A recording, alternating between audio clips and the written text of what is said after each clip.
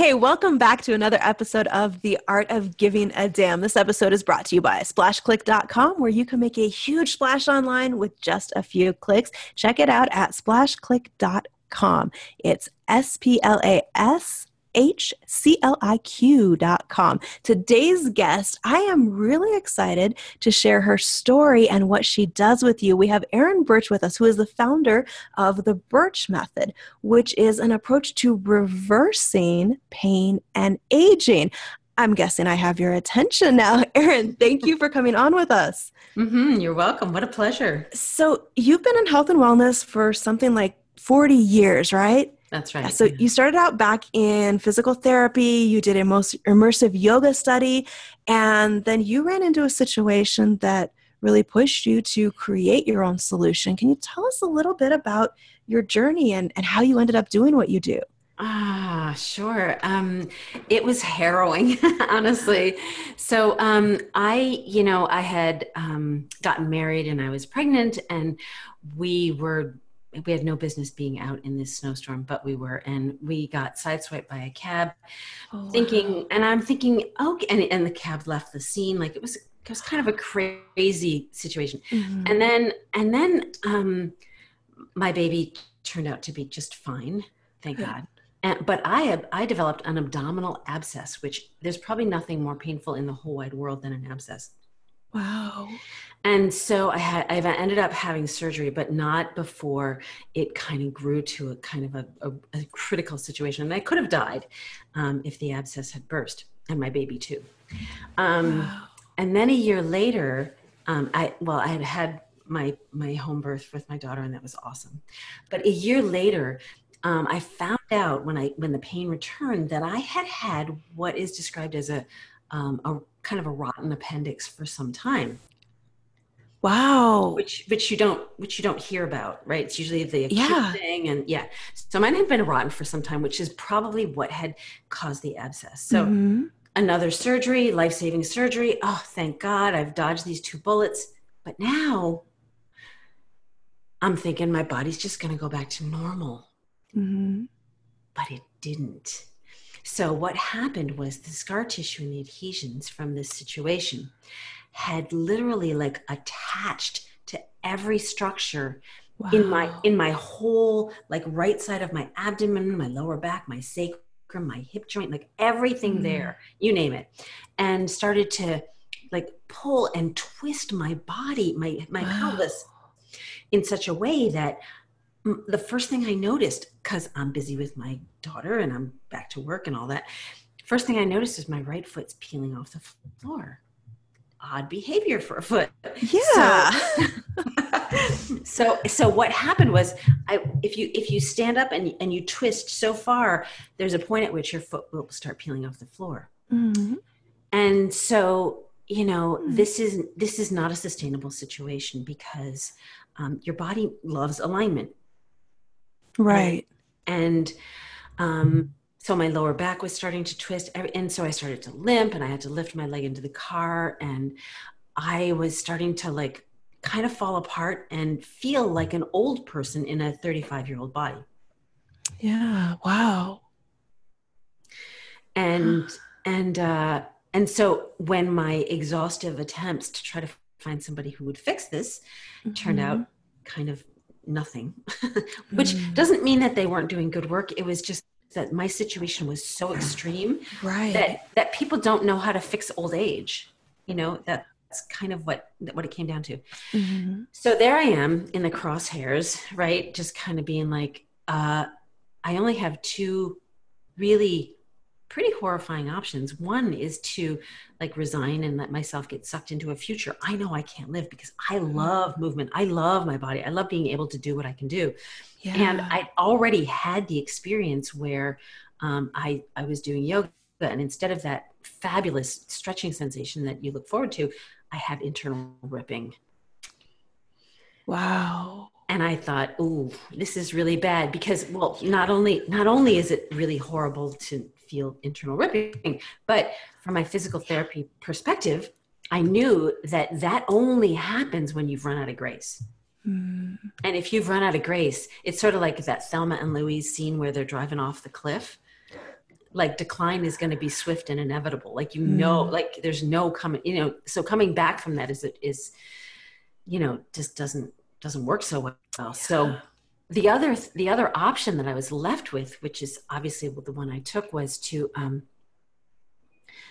try to fix it myself. And it's one of those things, Michelle, where, and I'm sure your listeners will like totally get this, but when you put a stake in the ground, it was like a Mm. God is my witness kind of a moment, like I'm gonna do whatever it takes, Mm-hmm. because the alternative is so horrifying to me. Mm. Desperation drives us to do many things. Absolutely. So, yeah. Wow. Okay. So when you had that moment of, okay, this is that future is not acceptable. This is where I'm headed. What did you do to figure out how to help your body heal itself? Well, that's a really long and interesting question, answer, but Mm-hmm. I will slice and dice a little bit.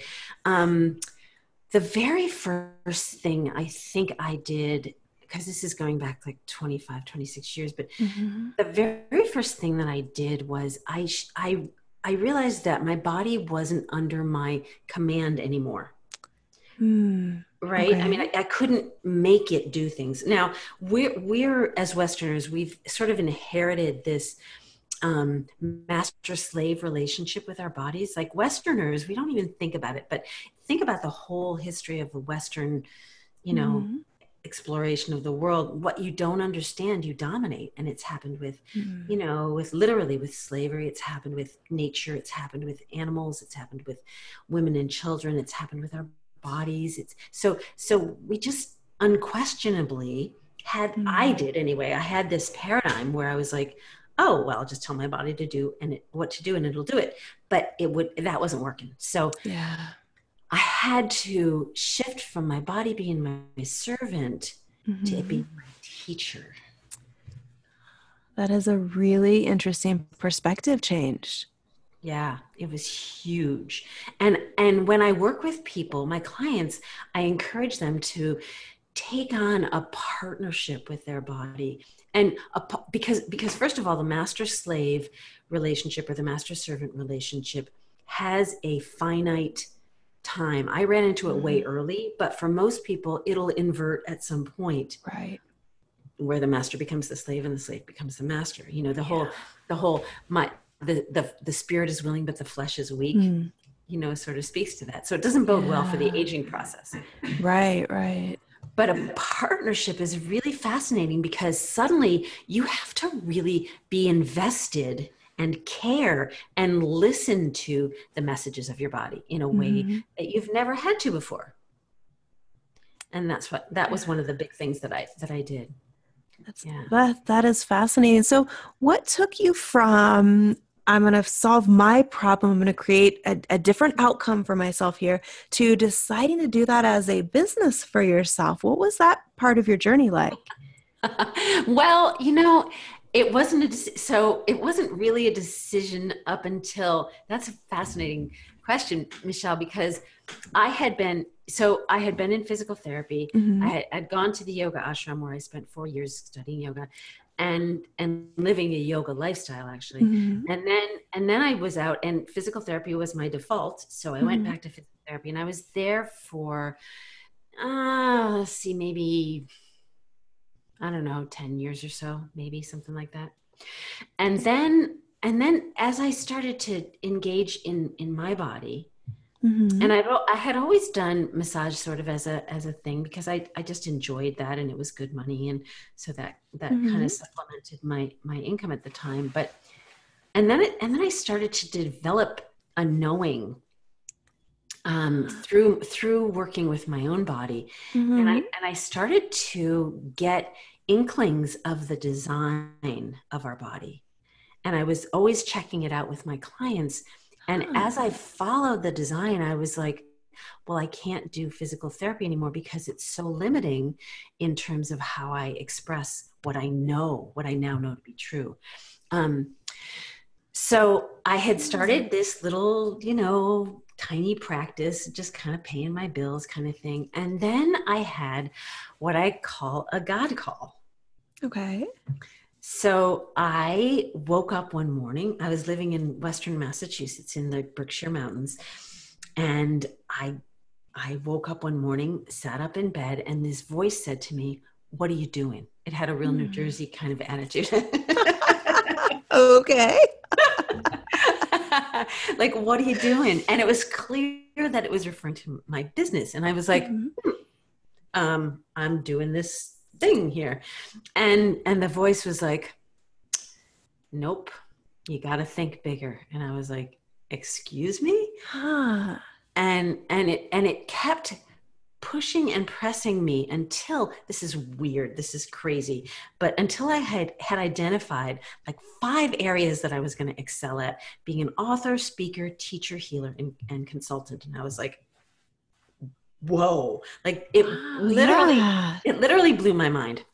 So so I was like, oh God, well, I guess I gotta kind of at least try. Mm-hmm. So the last, I don't know, 7 or 10 years have been me making this horrendous transition from dyed in the wool clinician, like just doing what my man, Yeah. to entrepreneur. Mm. But my brain wasn't wired that way. So I've literally had to rewire my brain. Mm-hmm. Yeah. Yeah. So what was your biggest challenge when you made that shift and started rewiring things? Everything. Fair enough. I think most of the audience can probably identify with that answer. I mean, Okay. Well, technology is oh so not yeah. my wheelhouse. And I felt like I had to I felt like I was the Dutch boy with the at the dike with all of these holes springing all the time, and I'm like running around. So a lot of the time I was just chasing my tail, not really being Yeah. focused and trying to learn all Mm. these massively important skills Yeah. like speaking and copywriting and email conversational stuff and video and like you name it, It's a lot. it's a lot, Yeah. and It's a trying to enroll people. And I'm still like, I don't know, kind of, stupid at it, but it's it's okay. it's a process, I think, for all of us when we look back at where we started, because I went through the same thing. There are parts of this that I am just absolutely not wired for. And it really has been a huge process to get myself to where I go, okay, this is what I'm here to do. How do I actually make it happen? And I can completely identify with that feeling of trying to plug all the holes that are coming up as you're going through and learning these new skills, because Yes. it's a challenge. But I love the way you phrased that you had, even though you had a New Jersey accent, that God moment of this is what you're supposed to be doing, and then your 5 areas that you decided Yes. to focus on. I mean, I didn't Love that. decide. It decided for me. Yeah. But so it's very humbling to get Yeah. to have that kind of a conversation with the source. I Yeah. assume it was source, unless it was some evil, um, But I evil think twin. you're doing good in the world, so it's safe to assume where that came from. Exactly. Um, but yeah, I didn't. I was completely blown away by it because Mhm. I just was not configured to really, I'd done some speaking, Mm. but just was like, I don't know. Yeah. It's a skill that we're not taught growing up most of the time, to be able to get out there in front of people, get on a stage or get on video like this. And it was a huge learning curve for me as well. It's not somewhere that I would say I was just born comfortable there. Yeah. Well, the aspects to speaking that make you successful are manifold. Like it just Yeah. goes on. You could do it for the rest of your life and never have a dull moment. Like you literally could just completely dedicate yourself to speaking Hmm.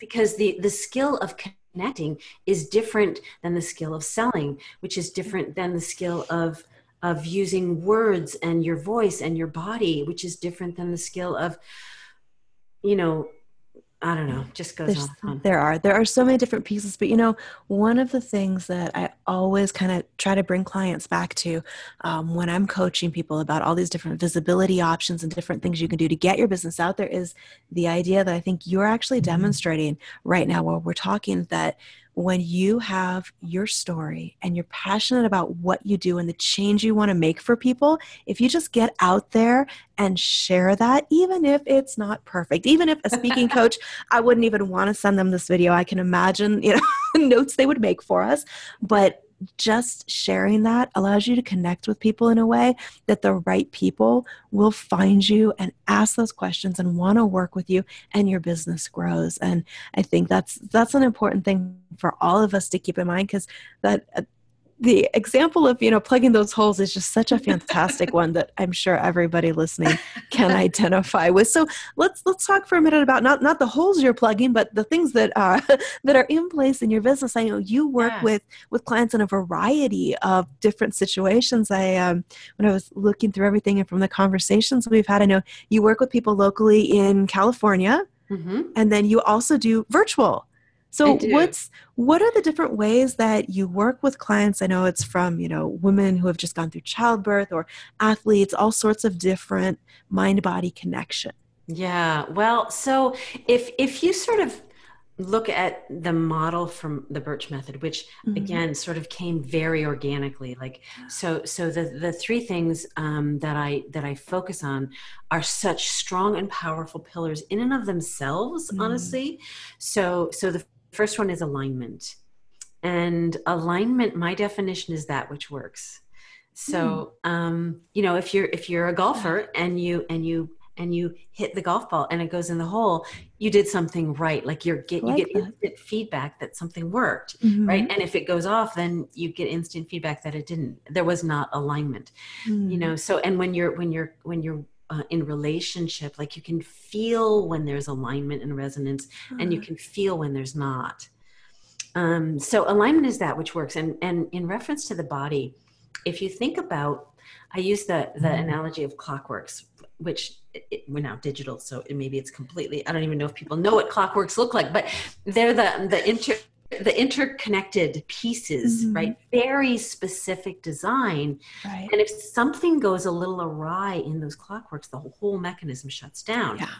Now, in the body, the whole mechanism doesn't shut down usually or Mm. immediately, but every single small deviation from the design will create a cost. Mm. So if you think about, if I'm holding a weight, right, in my hand, and I'm perpendicular to the floor, so I'm using the alignment of my arm to hold the Mhm. weight.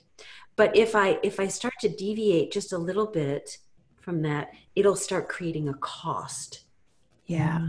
That right? makes sense. So the more aligned we are, the more Mhm. energy we have, the more Ah. joy that we have, the more performance we have available to us, the more Mm.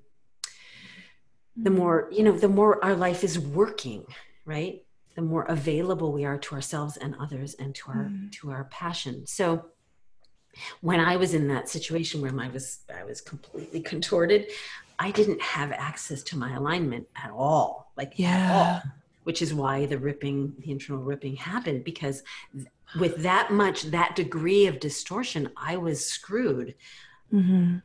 So, um, so alignment's super, super important. And if you Mhm. just focused on that, you would go a long way. So this Gotcha. The second thing that I focus on is attunement. And actually, that was the only thing I had to start with. That was the only crowbar that Ah. I had to open up my body. Mhm. And attunement means, okay, we've been living in our bodies for more than a couple weeks, right? And we have a nervous system that goes pretty much everywhere. And Mhm. so we're literally bugged, and we could eavesdrop. Huh. We could listen in on our body's conversation at any place, and our body's actually feeding us um, information all the time. But we've been in our bodies for a long time, and we only know, like, um, a modicum of phrases. Hmm. You know, like if you went to a completely different country and didn't know the language, you'd get by with a handful of phrases, Right. you know, to get your immediate needs met. Hmm. Right.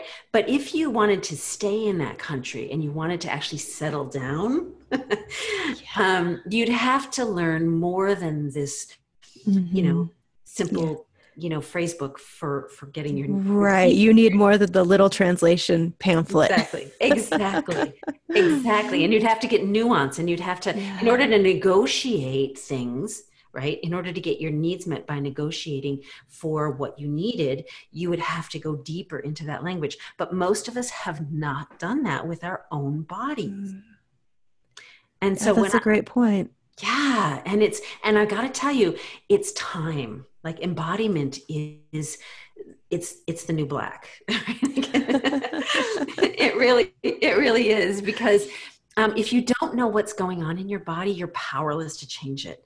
Yeah. And I talk about it from like when you're in a Mm. car, would you rather be in the driver's seat Mhm. or in the trunk?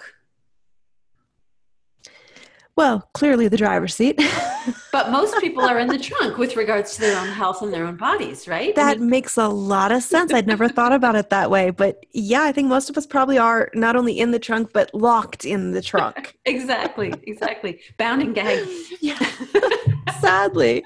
Okay, so that's the second thing is changing that communication, putting Yeah, yourself back in the driver's seat. yeah. Learning how to It's a listen. great analogy. Yeah, because when you're in the driver's seat, the experience between those two scenarios are so Mhm. extreme. Like if Yeah. if the car stops and you're in the trunk and somebody opens the trunk and you arrive someplace where you don't want to be, you're kind of, you're disoriented. You don't know how to get back to where you came from. Yeah. But if you've been in the driver's seat all along, if you get someplace by accident Mm. that you don't like, you have all of these things available to you to Right. negotiate that, right? Gotcha. Yeah. And then the third really powerful tool that I used is something called assembly. And Mm. assembly is a weird word to, when you think about the body, but something holds you together. Okay. Because if it didn't, you would be not together. Yes, we are together. We're not like flubber, kind of floating around. Okay. Exactly, exactly. So and people don't think of, like, I've had to think about these things. Yeah.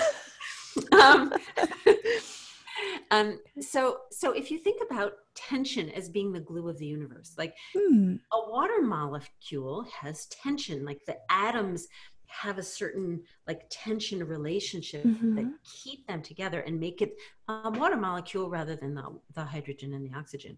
So tension is a Hmm. necessary and good thing, which it usually gets pretty bad rap. And Yeah. it gets a bad rap because tension is in the wrong place. Hmm. I know no one ever thinks about, like I said, No, that this I've, is a totally new line of thought for me.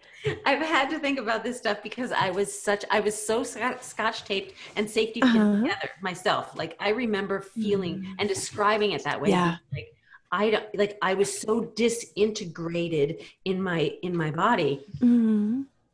So I had to figure out some way to hold me together again. Yeah. And tension in the wrong places is actually incredibly corrosive and aging to the body. Huh. Okay. So, for example, if I said to you, Michelle, I want you to close your eyes Hmm. and I want you to find all of the places of tension in your body. Okay. And then I want you to imagine a volume button in front of you. And let's say you could turn the volume up on that tension and a little bit more and a little bit more and a little bit more. And that's a decade. Hmm. And then if I said, okay, now I want you to turn up more and faster, a little bit more, a little bit more, and a little bit more, that's 2 decades. And then even faster and even more, and even faster and even more. And that's 3 decades. And what people Mm. can you feel what's happening in your body? Yeah, not a good feeling. Not a good feeling. Not a good feeling. But if you got there really slowly, would you have noticed it? That's true. You don't notice it when it's over time. Yeah. Yeah, wow. So that's the problem, is that we need to solve. Like, how do you play the tension game and win? Right? So there's a system in our bodies that I call the core container. So it's a whole other iteration of what people commonly think of as the core. Yeah. And it's because here's what I found, and this is fascinating to me. The assumption that people make is, you know what, if I go to the gym and I strengthen, or if I go to Pilates and I strengthen this, I'm going to use it functionally. But that doesn't necessarily happen. Mm. And so when people are standing, or when they're sitting, or when they're walking, they're not actually accessing this system of the core container to support them and actually be a reservoir for the tension in their body, so that they don't have to they don't have to farm it out to these other places that it has no business being. That is fascinating. I know. and Okay, and got so it.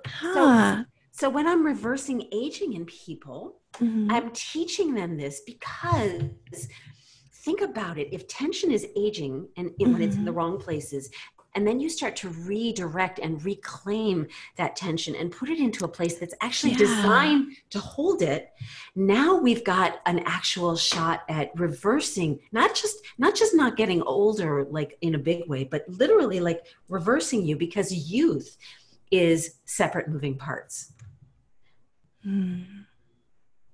So if I was watching a family, let's say, walk on the beach, right? So which happened the other day. So there's this little kids walking around, and they're just like moving and bopping all over the place, right? Like they're just so animated, right? And uninhibited and joyful, and like and lots of moving parts. And then their parents walk by. Lot fewer moving parts. Yeah. And then let's say their parents walk by. So many fewer moving parts. Right, So the difference between a young body and an old body is the moving parts. So what if you could actually get back the feeling of not gluing yourself together, right? So that you're not having tension in the places that create stiffness, that create soreness, that create pain, that create, so what if you could do that? What? Like suddenly you can move again. Yeah. Because you're going back to the design, which the body just, I can't tell you how much it loves it. Like it just, it sings, like it just sings. And we haven't had that experience for decades, most of us. Yeah, that's something that I think everybody can picture. The last time you saw a family, multi-generational, walking like that, there is a huge difference in the movement. That is a great illustration. And I think all of us probably have that piece inside of us that knows it's possible, and that really desires to go back to that freedom of movement that we had when we were little. Yeah. And so, so habit patterns, emotional responses to life, injuries, surgery, these are all things that change the landscape. Right. And then, and I'll give you another huge tip. Like this right here is worth the price of admission. Okay. When you have an injury or pain, our first response is to close down on it and exit, right? Okay. Yeah. So I had a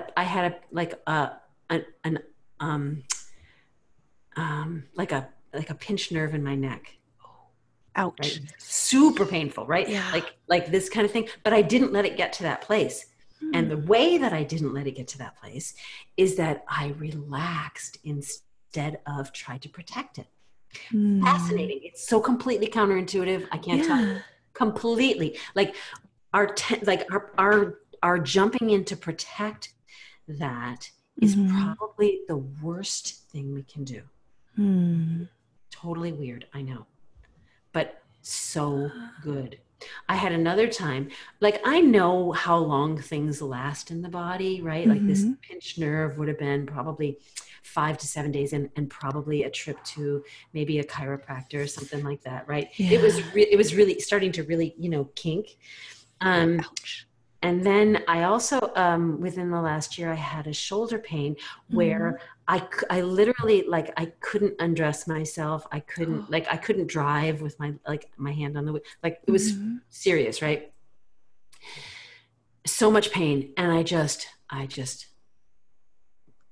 because I have this attunement, because I've practiced, right? Because I know my body's response and how to access the place that's tight, right?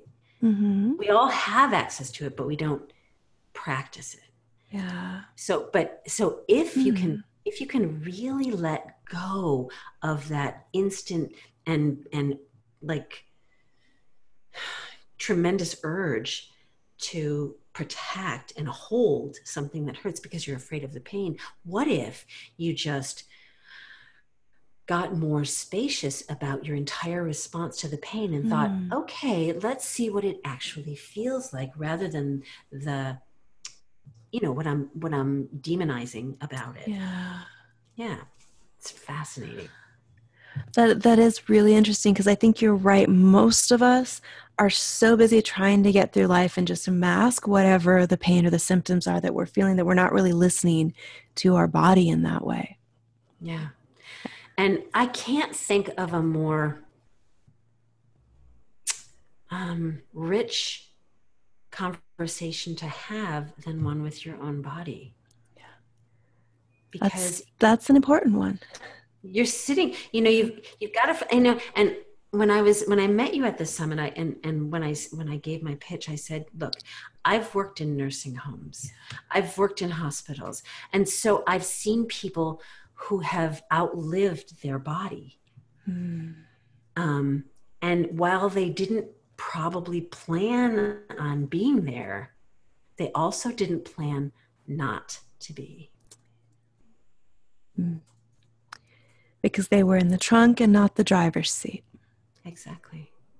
And it breaks my heart. I can't describe what it's like to see the world through my eyes, because I literally I can see someone's aging trajectory in their body. I'm working now with an 11-year-old boy, and the patterns are already there. Wow. It's fascinating. And so when I see somebody who is walking around in a cast or a boot or whatever, I'm thinking to myself, and I'm sorry, this is kind of a Debbie Downer, but I'm thinking they're never going to be the same again. Not because they can't be, they absolutely can be. This stuff is moldable clay. Our bodies are completely moldable, like completely. I was working with a woman today whose elbow broke when she was 4 or 5, and it was kind of funky, right? And we worked with the tissue, and it just opened up so beautifully. She's in her 50s or 60s, right? So this stuff, there's this clay is so moldable if you know how to speak the language. But when people are in a cast or a boot or something like that, our foot, for example, has 26 bones, 33 joints. That's a lot of, I know. Most of them are looking at my foot. most of them are in the toes. It's true, but there's a lot of possibility for movement, right? And so if you immobilize it for the classic 6 weeks or whatever, what happens is, because our body is built with movement in mind, right? Everything must move. Everything must move. That's the food that our body feeds on. When immobilization happens, it starts to creep in. The scar tissue, the connective tissue, the fascia, the scar tissue will start to bind the parts that aren't moving. And then you go to physical therapy, and I know what they do in physical therapy because I did it for many years. But They want the ankle to move, not necessarily each tiny little thing, like recovery of that movement. And think about it, if your foot is your foundation, which of course it is, Right. and you're lacking essential movement. Remember, I talked about how everything has a very specific design, Right. right? I call it, so every structure has a very specific place to be, and that's the happy place. And then it's got a very specific way that it moves called the happy dance. And then it's got specific relationships, which are happy relationships, like special That's great. ways, right? So when something stops moving, it means something else has to move more, or things around it have to move less, right? That's kind of the only other option. So yeah, like it's the restoration after an injury is huge, which is kind of what I do. I'm the Humpty Dumpty lady. Like that is a great branding phrase, the Humpty Dumpty lady. I love that you shared that, even though you mentioned it's in some ways might be a downer, because really, I think that's the reason that a lot of us get into the businesses we get into, is that through our eyes, we see something that to us is heartbreaking, and yet we know it can be changed. We know it can be different for people if we can just get our message out there in front of them, show them the options they have, and let them make a different choice. Yeah, exactly. Yeah. And so the richness that's happening in the world of entrepreneurialism is like this marination, right? We're all sort of getting to, like, I wouldn't have, known about podcasting, for example. Like, I knew it existed, but Right. I didn't, it wasn't in my world, and now it's in my world, and it's a richer experience because of it. And then, somebody else is talking about, the foods that we eat and the necessity, and somebody else is talking about, supplements from Australia, or somebody else is talking about, and it's like, wow, if we could join these worlds and start like marinating in this soup, like how enriching our life actually becomes. Absolutely. I think entrepreneurship is the solution to most of the problems that we face. If we just have people doing what they're passionate about, using their gifts and sharing that, it has this amazing domino effect on the rest of the world, the people around us. Yeah, it really does. Yeah. And so I just want to say good for you for getting on the mic. That's awesome. Well, I think we were both inspired about podcasting from the same starting point, and it's one of those additional pieces Exactly. to get in place.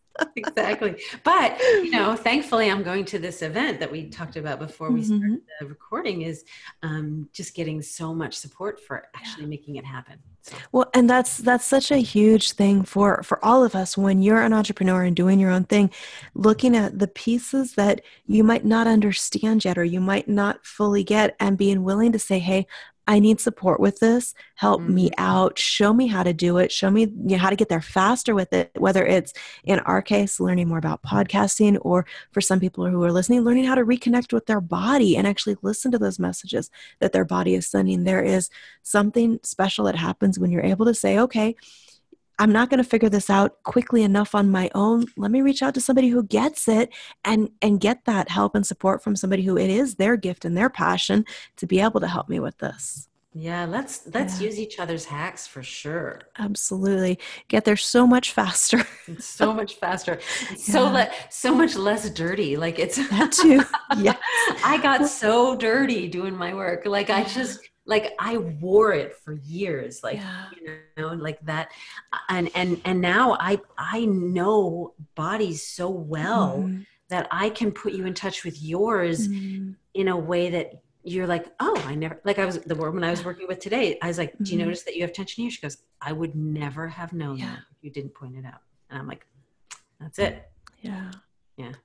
Well, this is a great place to mention, if you are looking to get reconnected a little bit more with your body, with the messages it's trying to send you, you can go to theburchmethod.com. It's TheBurchmethod. thebirchmethod.com, and you will see a pop-up come up that says Body Whispers, Love Notes from Your Body. And you can get on Erin's list. She will send you notes to help you get back in touch with the messages that your body is trying to send you. So make sure you go to thebirchmethod.com to connect with Erin and find out a little bit more about how she can help support you if you're dealing with some of the things that she's talked about, or even if you're just looking to have more energy to get back in touch with yourself, to look at options for maybe aging a little bit more gracefully, more slowly, or reversing some of the things that happen as we start to grow older. Erin, thank you so much for coming on and having this conversation with me today. My complete pleasure, Michelle. You are a joy. Thank you. And I know that listeners are going to get a lot out of, especially the pillars that you shared to really, be in touch and attuned and aligned. And what you shared about tension was really interesting as well, because we do tend to see it as a bad thing when, nothing is inherently bad or good as long as it's used in the way that it or looked at from the right perspective, I guess is a better way to say that. So thank you. I appreciate you sharing the mindset and perspective shifts that you did today. You're welcome. Can I direct people to the contact page to actually Absolutely. get in touch with me too, to possibly set up a call so we can really discover like what you want and how you can get it with your body. Absolutely. So I'm guessing they can find that if they go to thebirchmethod.com and That's somewhere right. there's a contact link. Yeah. Okay. Yeah. And I think it's Perfect. the last page. Yeah. Okay. Awesome. So there will be a link somewhere near this video if you're watching, or the audio if you're listening, where you can go connect with Erin, get on her list, and have a conversation with her about how you can get more in touch with your body, discover more about the Burch Method, what she does, and I'm sure that you will find a lot of value in getting yourself a little more back in alignment. Woo, woo. Thank you again for coming on today. For everybody listening, please make sure that you subscribe, whether you're watching on YouTube or listening on iTunes or elsewhere. Click that little subscribe button. If you found this episode helpful, leave a review, leave a comment, let us know, and tune in again for the next episode.